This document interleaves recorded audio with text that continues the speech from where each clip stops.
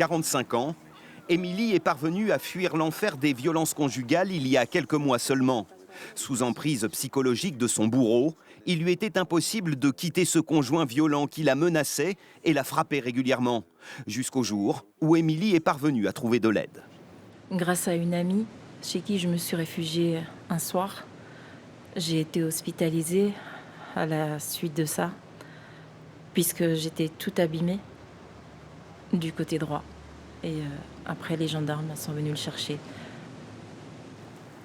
Depuis, cette mère de famille cherche à se reconstruire, à retrouver la femme qu'elle a toujours été, au fond d'elle-même. Un nouveau parcours du combattant qu'elle surmonte entre autres grâce à des rendez-vous comme celui-ci, avec d'autres victimes de violences, où l'on apprend doucement à renouer avec la confiance en soi. La confiance en soi, elle est détruite lorsqu'on est victime, que ce soit de violences psychologiques ou physiques. C'est très long à se remettre en place. Il y a la confiance en soi mentale, mais également physique, qui est importante chez une femme. 1, 2, 3. Alors il est important de se voir autrement. Comme Émilie, Virginie est venue ici pour poser des mots sur son histoire et reprendre sa vie en main. Et ses séances photos l'y aident. Avant de plaire aux autres, il faut déjà se plaire à soi. Et je pense que c'est par l'intermédiaire aussi de... on ne se voit jamais dans un miroir. Et le fait de se voir en photo, je pense qu'on se voit.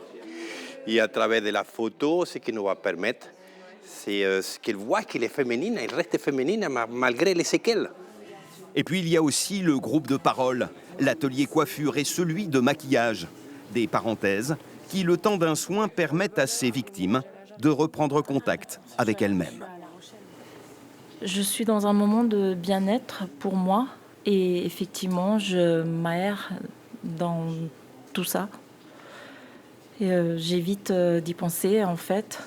Je suis maintenant dans la résilience.